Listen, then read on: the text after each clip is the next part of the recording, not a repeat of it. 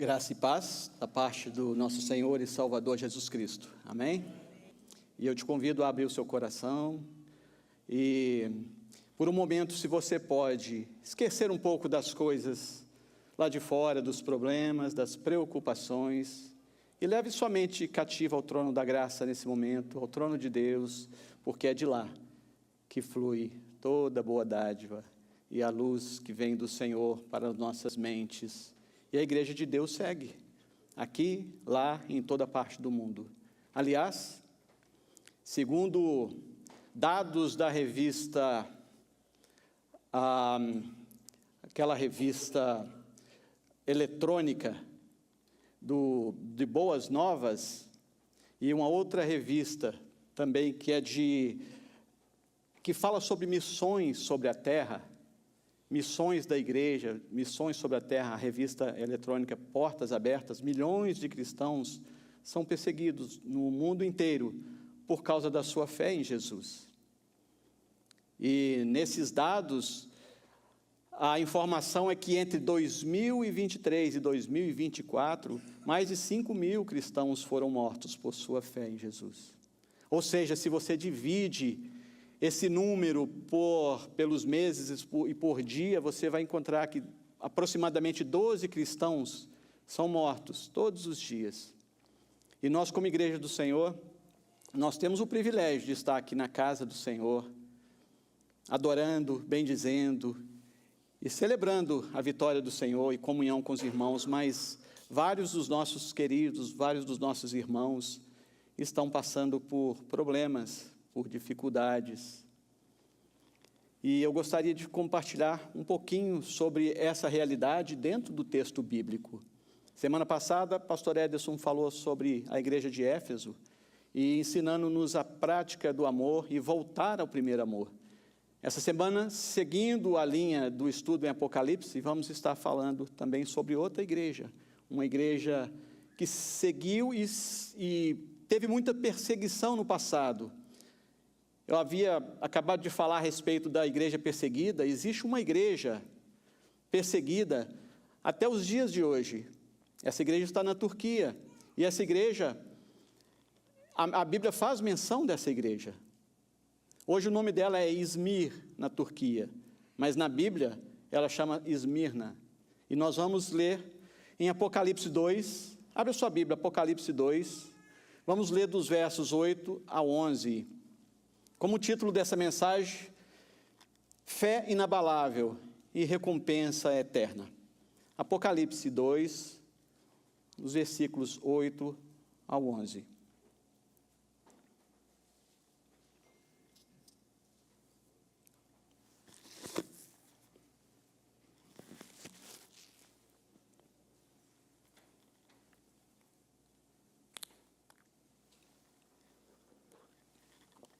Diz assim a palavra do Senhor.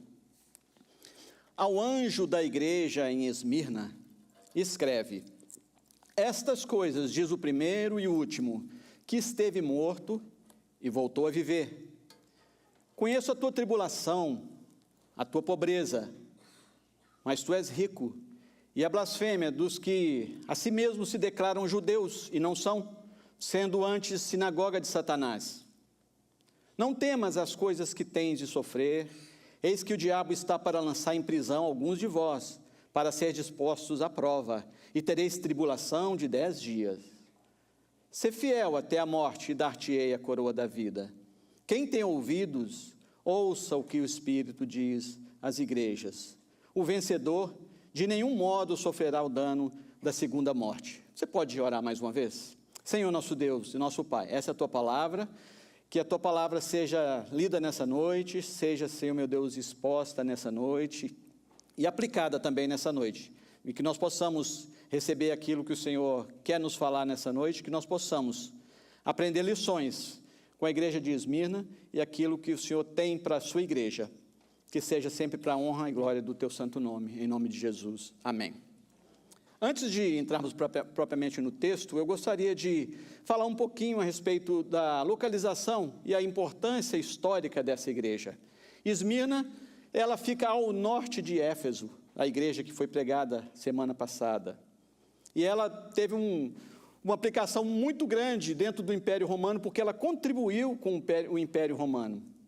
É uma cidade ativa até os dias de hoje. Inclusive, na época, ela disputava liderança, ela disputava poder e beleza com a cidade de Éfeso, que o pastor pregou semana passada. Por ser uma cidade portuária, uma cidade bonita, uma cidade comercial, e havia ali um porto, ou seja, há muitos comércios praticamente do mundo inteiro passando por ali, e ela disputava com Éfeso esse posto de cidades, de uma cidade bela, de uma cidade comercial, e ela existe até hoje. Ao contrário de Éfeso, que está em ruínas, ela existe até hoje, sob o nome que eu acabei de citar na introdução, como Izmir, sendo uma das maiores cidades até hoje da Turquia. E por vários anos ela foi uma das maiores da Ásia Menor. E nós entendemos que o Senhor Jesus tem os seus olhos voltados para essa igreja. Quando nós lemos, nós entendemos, logo do início nós podemos ver que quando o Senhor Jesus fala com João, escreve ao anjo da igreja em Esmirna, escreve ao pastor da igreja em Esmirna, ao bispo da igreja de Esmirna. E ele já começa se apresentando, ou seja, nós vemos aqui o caráter autoritativo dessa passagem do livro de Apocalipse. Não é legal quando a gente recebe uma carta e a gente sabe que aquela carta vale alguma coisa ou não vale alguma coisa? Quantos de nós recebemos cartas nos nossos mailbox praticamente todos os dias? E muitas delas, como são as minhas, vão para o lixo, porque às vezes é muita propaganda, às vezes coisas que não me interessam. Mas às vezes nós recebemos cartas interessantes, às vezes nós recebemos cartas importantes. E essa carta começa a dar logo a autoridade de quem é o autor dessa carta. Então ele diz, escreve ao anjo da igreja em Esmirna, eu sou o primeiro e o último, o alfa e o ômega, como foi profetizado em Isaías, o princípio e o fim, aquele que esteve morto e voltou a viver. Esse é o próprio Senhor Jesus. Existe uma relação muito grande entre a ressurreição de Cristo e a igreja de Esmirna. 700 anos antes de João escrever essa carta para a igreja, essa cidade foi completamente destruída pelos lídios. E essa cidade permaneceu como 400 anos embaixo dos escombros. E agora, na época de João, 300 anos antes dessa época, essa cidade é reconstruída, ela renasce das cinzas, através de Alexandre o Grande. Quando ele começa aquela obra, um dos seus generais termina essa obra. Então, Esmirna volta a ser uma grande cidade, volta a ser uma cidade esplendorosa, e ela é chamada cidade que ressuscitou, a cidade que reviveu. E quando o Senhor Jesus escreve e diz, eu sou o primeiro e o último, aquele que esteve morto e reviveu, ele quer fazer uma conexão entre a cidade que todos conhecem, que há anos atrás, séculos atrás, estava debaixo de ruínas, agora essa cidade volta a reviver. E ele diz, eu sou o primeiro e o último, eu estive morto e revivi. É fácil pregar para uma igreja onde já existe esse contexto, porque eles sabem exatamente do que isso significa, o que isso significa, de estar debaixo de escombros e voltar a viver. Essa é a expressão, estive morto e revivi. Ele traz a Esmirna, ou pelo menos a ideia de trazer a Esmirna, a segurança da ressurreição.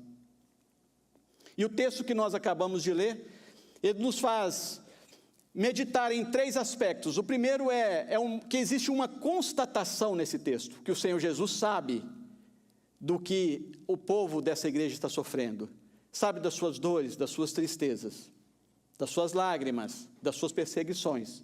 O segundo é que existe uma prova proposta, e a igreja vai passar por uma prova. E o terceiro é que existe uma recompensa, e nessa recompensa é o aspecto daquele que vencer e terá a recompensa eterna. Cristo conhece a realidade da sua igreja. Então, nessa constatação, ele diz, conheço a tua tribulação e a tua pobreza. No original, essa palavra, ela quer dizer pobreza extrema, extrema. É como se fosse a pobreza de um mendigo.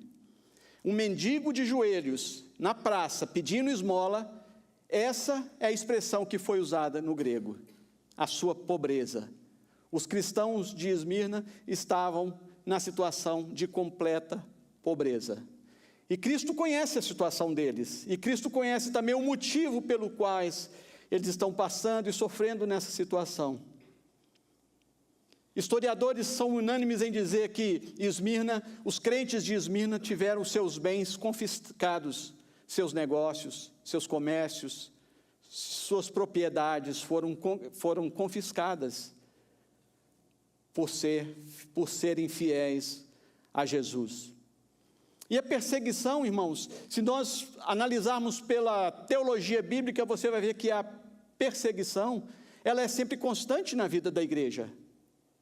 Existe uma teologia, uma má teologia, que tenta dizer para nós que o cristão não pode passar por necessidade. Se eu estou passando por necessidade, se eu estou passando por problemas na minha vida, seja ele de qual ordem for, esse problema está relacionado à minha falta de fé, esse problema está relacionado à minha falta de Deus, mas isso não é verdade.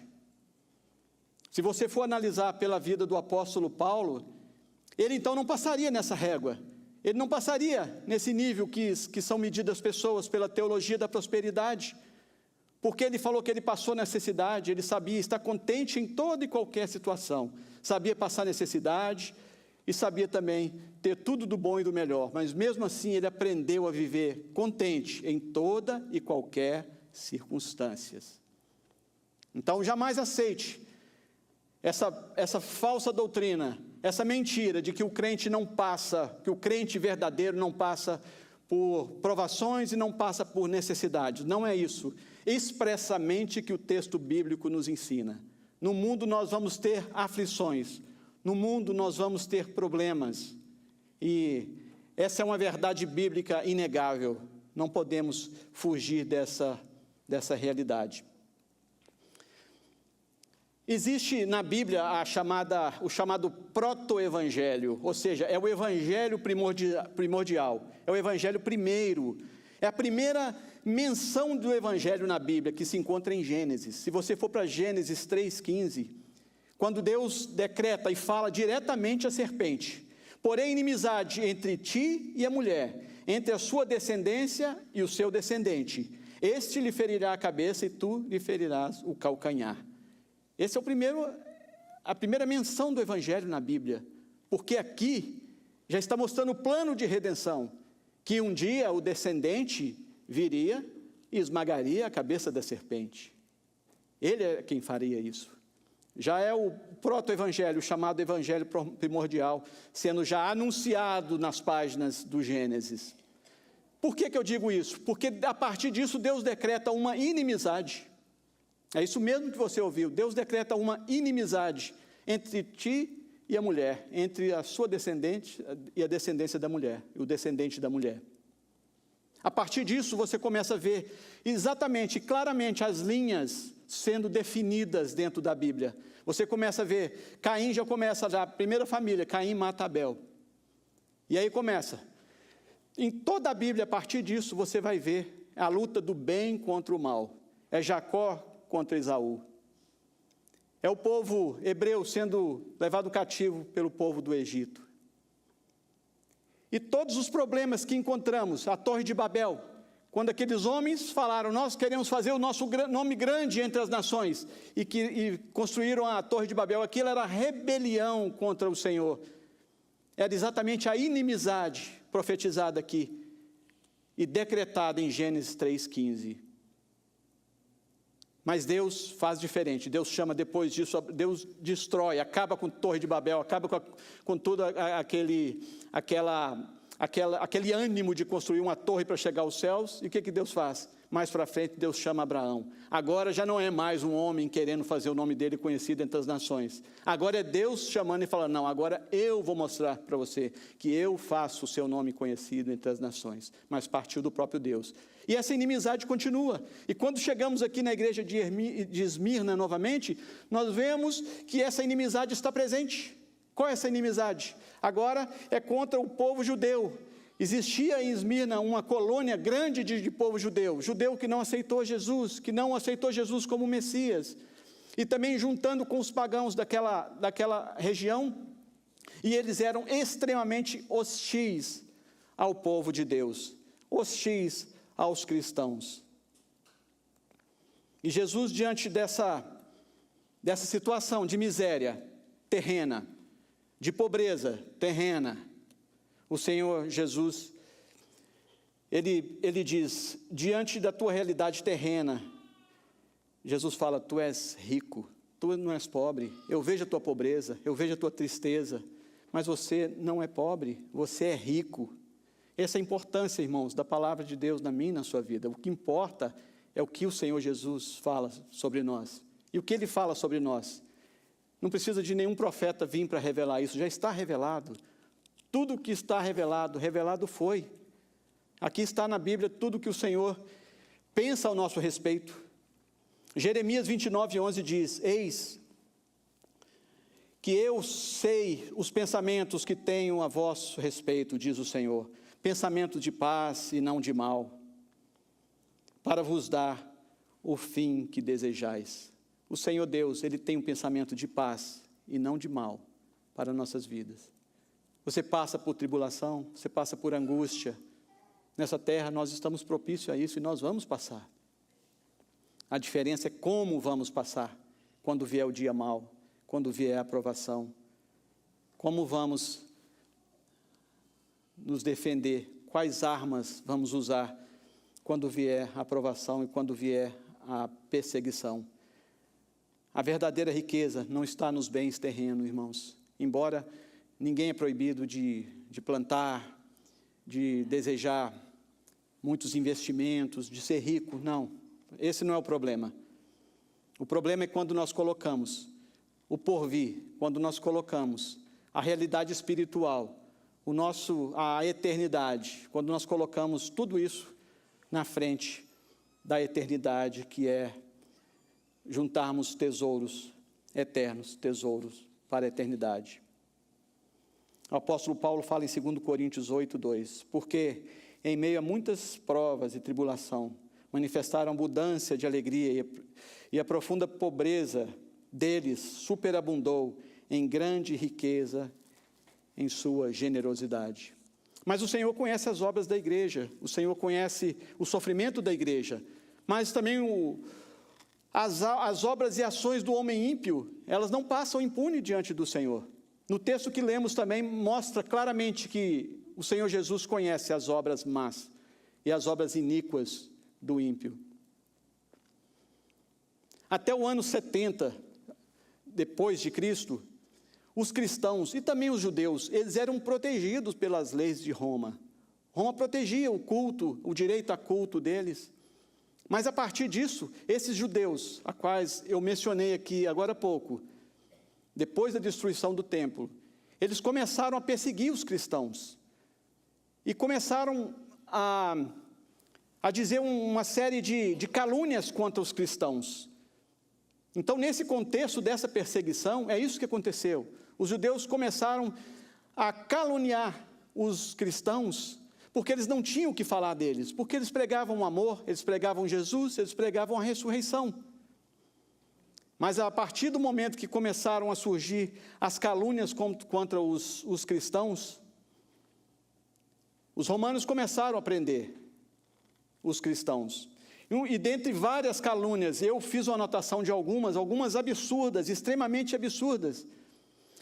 Os cristãos eram chamados e acusados e caluniados de canibais, porque na reunião deles, quando eles falavam que eles partiam o corpo de Cristo, que eles comiam do sacrifício, do pão e do cálice, do sangue e da carne de Cristo, do corpo de Cristo, Eles falavam para os romanos: olha, eles são canibais. Essa é uma das loucuras e das mentiras que pregavam contra esses cristãos em Esmirna. E havia mais.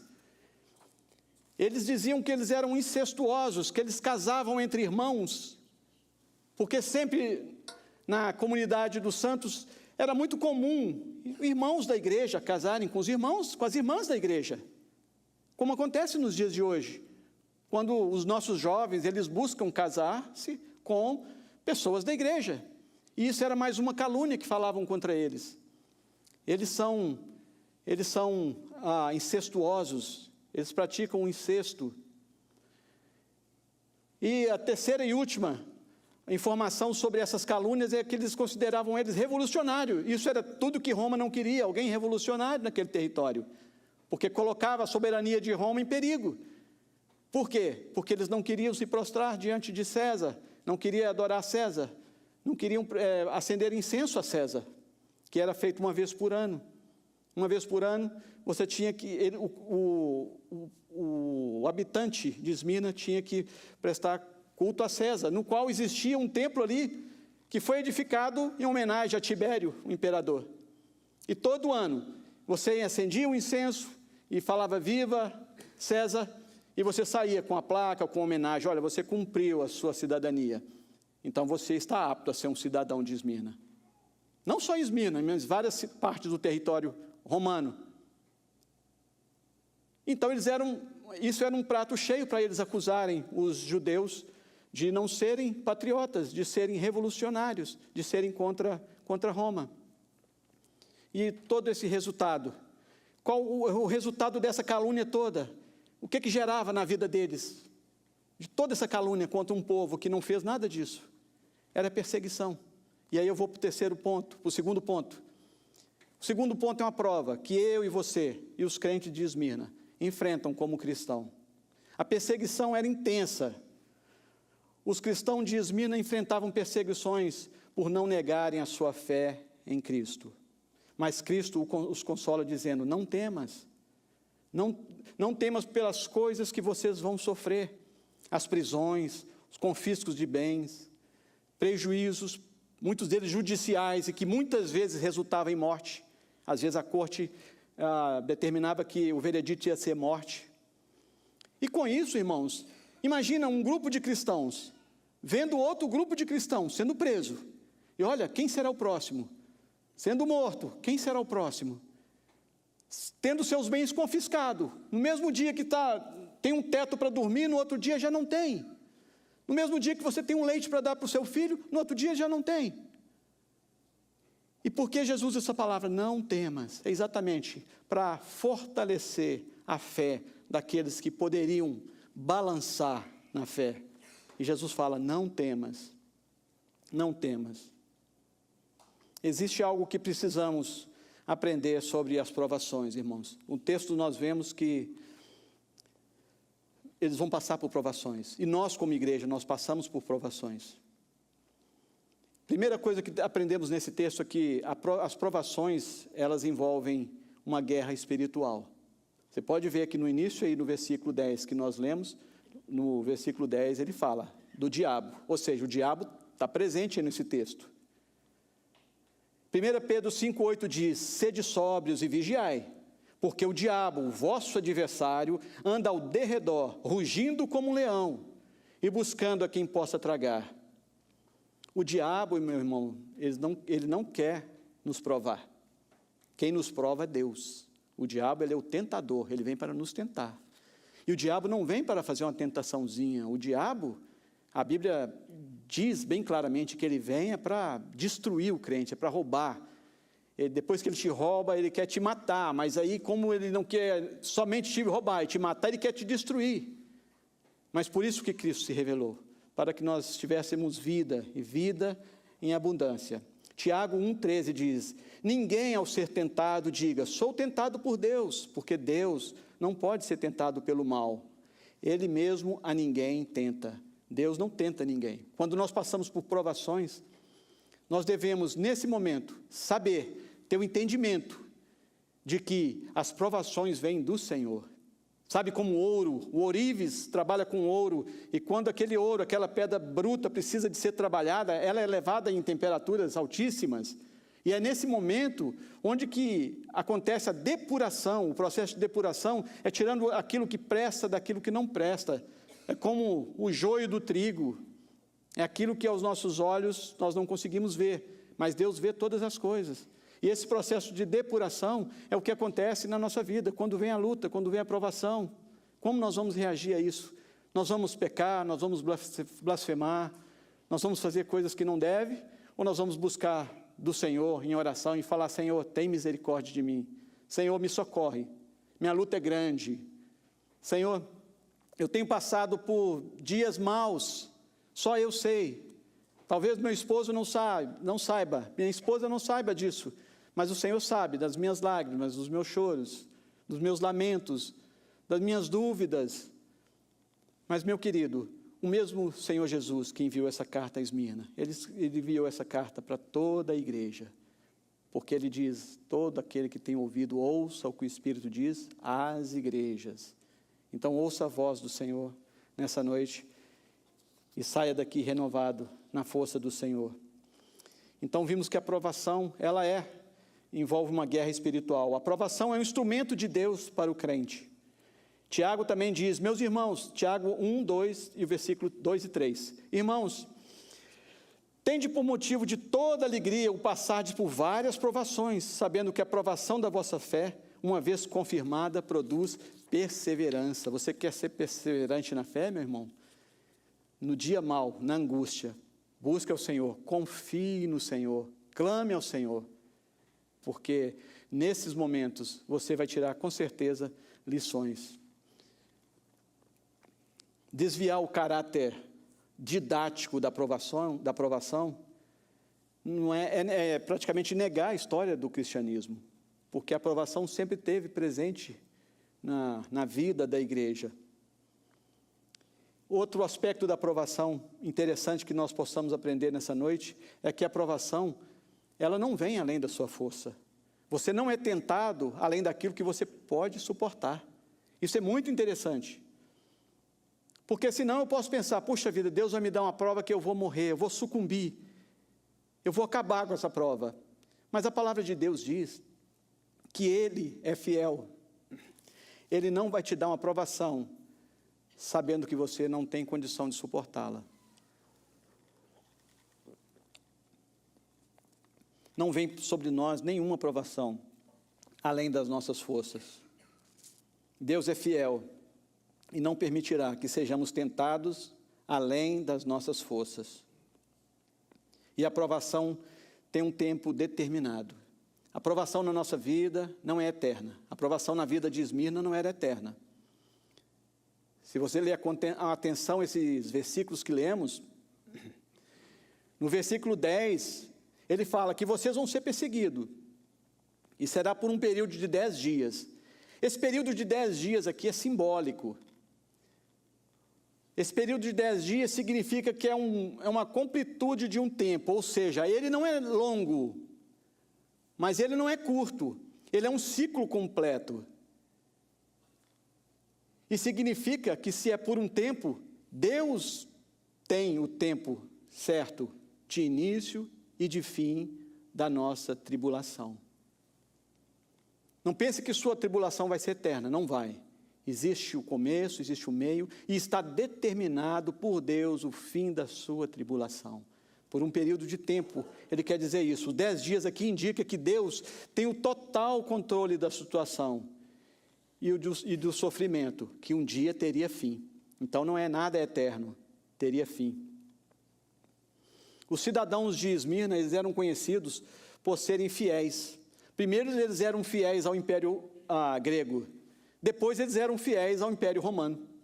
Então agora está fácil para Jesus entregar nessa carta, ser fiel, porque ele está falando para um povo que sabe o que é fidelidade. Eles são fiéis aos gregos, eles são fiéis aos romanos. Agora vocês precisam ser fiéis àquele Deus único e verdadeiro, do reino que não é passageiro como Grécia e nem como Roma, mas o reino eterno, um reino que não tem fim. Então vocês estão aprendendo agora a serem fiéis a um reino eterno. E no final, as lutas e as provações, tudo isso que passa o cristão, o que mais nos aguarda? É o que veremos agora no terceiro e último ponto. Existe uma recompensa, irmãos, existe uma recompensa para aquele que passar nessa prova, segundo o texto que nós lemos. Versículo 10, ser fiel até a morte, e dar-te-ei a coroa da vida, representando o emblema da suprema alegria e da glória, da imortalidade. A cidade de Esmirna, ela era conhecida como a cidade da coroa, a coroa de Esmirna. A coroa de Esmirna, por quê? Existia num monte, os edifícios da cidade, a configuração daquele edifício era parecido com o de a coroa, e quando você via aquilo de longe, parecia uma coroa. E Jesus, mais uma vez, ele usa uma figura terrena para retratar algo espiritual. E ele fala, dar-te-ei a coroa da vida, em menção à coroa de Esmirna, que é o cartão postal daquela cidade, os prédios em formato de coroa, segundo os historiadores e segundo os comentaristas bíblicos. Os crentes de Esmirna pagaram com a própria vida pelo testemunho de Cristo Jesus. E Jesus promete a eles a coroa da vida. Jesus encorajou os crentes de Esmirna a permanecerem fiéis, mesmo sob tribulação e até mesmo a morte, prometendo-lhes a coroa da vida. Nós cristãos, a Bíblia diz que nós já somos mortos. Por isso que o cristão, quando ele é perseguido, se você for num país perseguido, que o cristão ele se entrega, que ele morre por Cristo, é porque ele já é considerado morto nessa terra. Para esse mundo nós somos mortos. Nós somos mortos para o pecado, nós somos mortos para esse mundo, e nós somos ressuscitados em Cristo Jesus. Nós vivemos através da ressurreição de Cristo Jesus. Foi onde nós conseguimos a nossa redenção e a nossa ressurreição. Colossenses 3:1 diz, portanto, se fosses ressuscitados juntamente com Cristo, buscai as coisas lá do alto, onde Cristo vive e está assentado à direita de Deus. E a segurança em Cristo é reforçada aqui no versículo 11, onde ele diz, ao vencedor, o vencedor de modo nenhum sofrerá o dano da segunda morte. Ele frisa, de modo nenhum, ninguém vai separar você do amor de Deus. Não é isso que Paulo fala? E aqui ele fala, ao vencedor, de modo nenhum sofrerá o dano da segunda morte. Que segunda morte é essa? Você morre fisicamente um dia, mas a segunda morte é aquela, onde Deus colocará o diabo e seus anjos no lago de fogo, no inferno, e os salvos viverão para sempre em Cristo. Essa é a segunda morte, e nós viveremos para sempre com Cristo.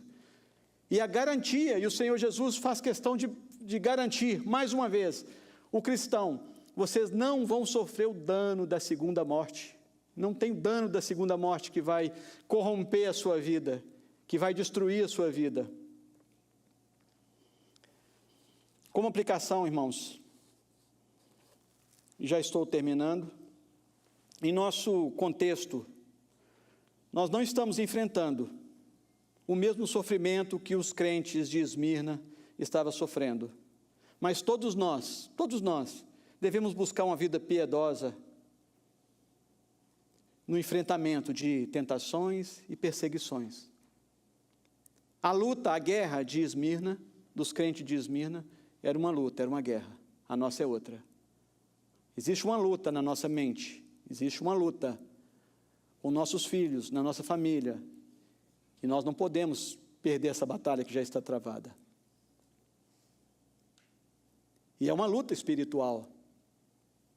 E temos que estar vigilantes, porque nós não sabemos o que estão ensinando aos nossos filhos, nós não sabemos 100% do que eles estão vendo e ouvindo, em mídias, nas escolas, mas nós podemos confiar que o Senhor Deus é fiel e vai guardar aqueles que com esperança e confiança no Senhor mantém a sua fé no Senhor Jesus. Existe um preço a pagar por seguir a Cristo. Isso envolve renúncia, às vezes perdas de emprego, relacionamentos, bens. Quantas moças cristãs deixaram um relacionamento porque não era relacionamento de Deus, porque não convinha? Quantos homens cristãos abandonaram um negócio porque não era negócio que convinha, não era negócio cristão? E para seguir Jesus, existe esse preço, o preço da renúncia. E as calúnias que proferiram contra os crentes de Esmirna, até hoje são proferidas a nós também em redes sociais. Somos chamados de homofóbicos, de negacionistas e de vários predicados que, com o interesse de nos denegrir, de nos defamar. Mas nós devemos estar firmes com Cristo e crentes, confiantes na sua palavra. E não devemos dar desculpas para a falta de progresso na nossa fé, mas devemos aproveitar a nossa liberdade de cultuar a Deus e bendizer a Deus em todos os momentos, sabendo que o nosso tesouro maior não está aqui na terra, o nosso tesouro maior está no céu. É lá que devemos guardar o nosso tesouro, é lá que devemos pensar seriamente no nosso futuro e como vamos pensar nos futuros dos nossos filhos, naquilo que é eterno. O Senhor conhece as nossas aflições e nos ajudará. Ele nos dará a força para vencermos as batalhas que precisamos. Não pense vocês que os crentes de Esmirna, que entregaram a sua vida a Jesus, e outros mártires da Bíblia e da história, porque fizeram isso por forças próprias. Não, jamais. Tem gente que fala, quando chegar uma grande tribulação sobre a minha vida, eu não sei se eu vou conseguir manter firme e não negar o Senhor Jesus. Eu digo, vai. Porque essa força não vem de mim, essa força não vem de você. Eu também pensaria assim se eu pensasse, a força vem do Valmir, mas essa força não vem de mim. É uma força sobrenatural, é uma força que tomou conta dos apóstolos e dos discípulos, dos homens de Deus que morreram e passaram por essa terra, glorificando a Deus mesmo em momento da sua morte, da sua angústia, da sua tristeza e do seu martírio. Então essa força não vem de você, meu irmão. No momento certo, o Espírito Santo vai te capacitar. E finalizando, eu quero terminar com uma ilustração. Nessa mesma cidade de Esmirna, na Turquia, da Ásia Menor, existiu no ano de 155 depois de Cristo, um servo de Deus, um cristão, um bispo da igreja chamado Policarpo de Esmirna. Ele era o bispo da igreja, e quando a igreja começou a passar por perseguição, ele também foi um dos que foram perseguidos. Em determinado momento da vida dele, ele fugiu, mas depois ele disse, não, eu não vou fugir. Ele voltou para Esmirna. E diz a história que quando os seus captores chegaram para a casa dele para o capturar, ele ofereceu primeiramente para eles comida, ele ofereceu água e fez uma petição para eles, olha, me dá um tempo para orar. E eles falam na história que os soldados se simpatizaram muito com ele, que ele era um homem muito gentil, muito alegre, cristão. E ele orou por um período de 2 horas. Depois eles colocaram ele na carroça e ele estava indo em direção ao seu martírio. E durante um tempo, houve uma tentativa de fazê-lo renunciar da sua fé, e ele não o fez. E aquele soldado, aquela pessoa que estava na carroça, o chutou, e ele já era de idade, ele tinha 86 anos. E ele caiu no chão com a perna machucada e teve que andar o resto do trajeto todo a pé. E chegando no local, uma grande arena onde vários cristãos estavam lá para serem uns queimados, outros comidos por feras, incluindo crianças. E o procônsul o chamou e disse, olha, está vendo esse monte de gente que vai morrer também? Nega o seu Deus, incende um incenso para César. E ele disse, olha, eu tenho 86 anos, e durante todo esse tempo, O Senhor Jesus nunca fez nenhum mal. Como eu vou negar o Rei que me salvou? E ele foi mais uma vez persuadido. E ele não entregou. Então o futuro vai ser esse mesmo. Você vai ter que ser queimado. E acenderam a fogueira.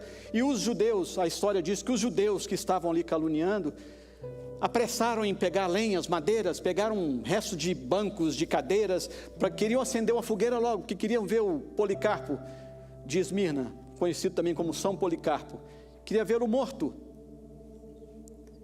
E quando acenderam aquela fogueira, o rapaz estava ainda pensando, acendo ou não acendo, e Policarpo tem uma frase interessante que ele diz, essa eu anotei, que diz: você me ameaça com fogo, que queima durante um momento, e logo se apaga. Isso está escrito na ata do martírio dele, irmãos, isso está na história. Você não conhece o fogo vindouro, o julgamento e castigo eterno reservado para os ímpios. Por que está tão delongando? Faça logo o que te agrada. E ele ateou o fogo. E a história diz que aquele fogo queimando em volta dele, e o São Policarpo não queimava, ele não queimava. E o fogo em volta dele, como se tivesse uma barreira. Então, alguém disse para um soldado que estava próximo: olha, ele não vai morrer, então vai lá e mata-o com espada. Aí nesse momento, quando ele foi perfurado com espada, o seu sangue jorrou, tanto que apagou o fogo que estava aceso ali. E ele morreu, dando glória a Deus, louvando a Deus, e falando: vocês podem acabar com a minha vida, esse fogo pode queimar por um tempo, mas não queima eternamente, tem uma ira vindoura. E o crente, meu irmão, quando passa por tribulação, ele confia a sua vida no Senhor. E momentos como esse, é só mesmo a força do Espírito Santo para segurar a vida de um crente. Não pense você que Policarpo, assim como os outros discípulos de Cristo, os apóstolos, cada um, com exceção de João, que nós lemos aqui do Apocalipse, o escritor de Apocalipse, com exceção dele, todos morreram martirizados. Todos. Pedro foi crucificado de cabeça para baixo, diz a história.